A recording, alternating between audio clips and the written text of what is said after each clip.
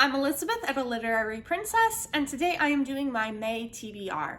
So I already did a spring TBR, and I have finished most of the books for that were for school reading. Fun reading is definitely going by the wayside nowadays. It's unfortunate, but it's life.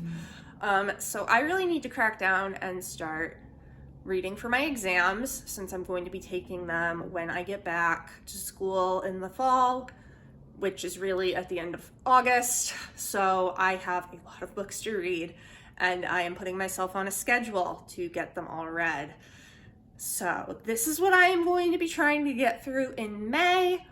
This is not the order I'm going to be reading them in. This is just the order that they will best stack up in. I do have an order, but it might go out the window, who knows. I'm also going to talk about a few arcs, because the only fun books I will be reading are arcs now, because I received copies of them and I need to review them. So let's jump in first to the exam books. So first up, we have one that I actually don't have to read in full. This is Women and Literature in Britain, 1800 to 1900, edited by Joanne Shattuck. This is an anthology. I am reading about 6 or so essays out of here. So, and they're not too bad. I mean, the book itself is only 300 pages.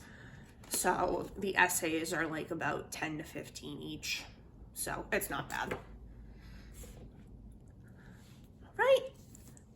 And then we have A Literature of Their Own by Elaine Showalter. This is kind of a classic work of feminist literary theory. I'm reading it for my feminist theory list.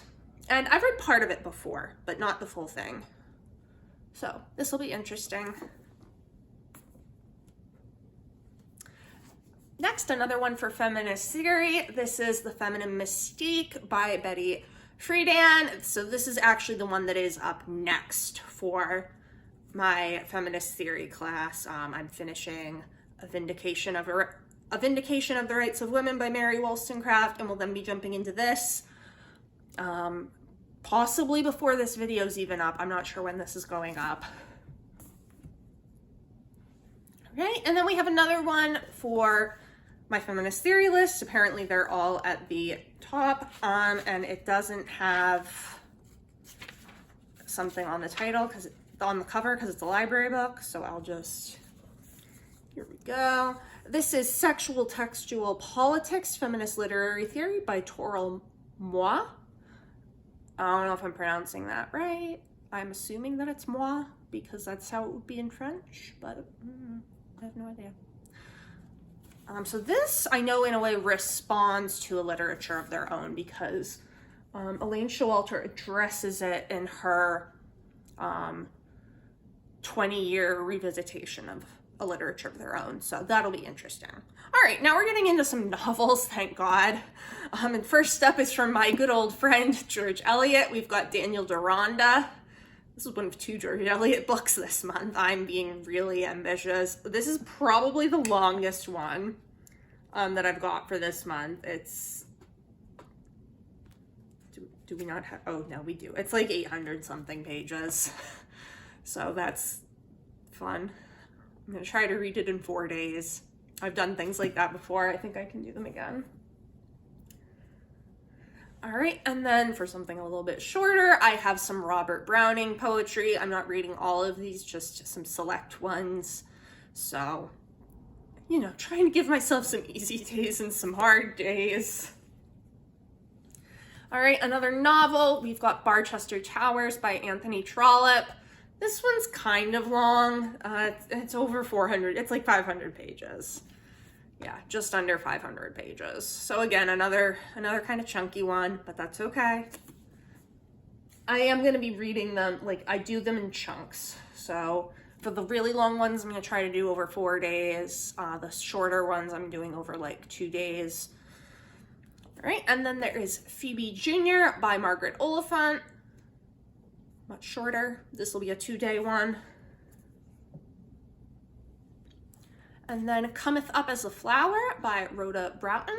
I'm actually gonna try to do this in 1 day, because it's only, okay, it's like 300 pages, but it's like short and the text is big, so I don't think it'll be bad. I say that, and then I'm gonna be like, I don't want to read it, but you know. And then for the last George Eliot one, we've got The Mill on the Floss, which is a reread for me. I adored this book in high school. I read it at 14 because my aunt had given it to me. So this is like the second classic that I really got into. So what happened is I'd been given all these classics by my aunt. So she gave me Pride and Prejudice, Wuthering Heights, The Mill on the Floss, and probably a few others. And like they just sat on my shelf because I was a middle school student and I was like reading Stephen King and having a good time with it. But in high school, my freshman year, I was like, I'm really bored. What do I want to read? I don't have anything I want to read. Ugh.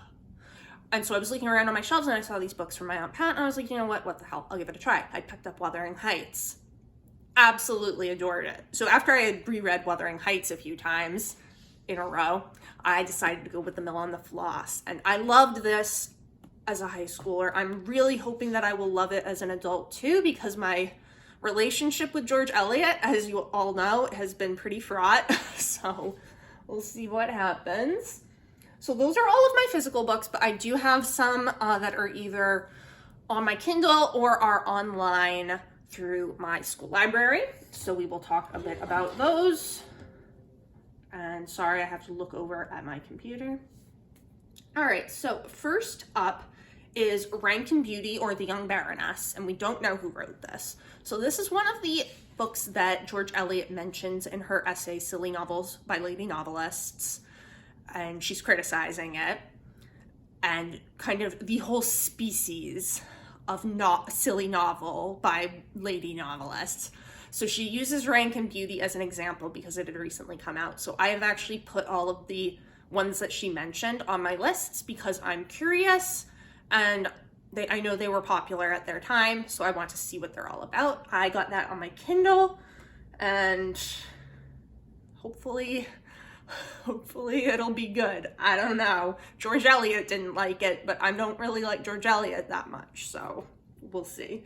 And then I have a piece of more like literary criticism. This is Silent Voices, Forgotten Novels by Victorian Women Writers, edited by Brenda Ayres. So this is an anthology. I've read part of it already for my independent study, so I'm just gonna read the whole thing again because it's pretty good. It's useful to me. It's literally what I'm doing. So there's that. And then I have one for my feminist theory class. I've got In Search of Our Mother's Gardens by Alice Walker. This is a collection of essays.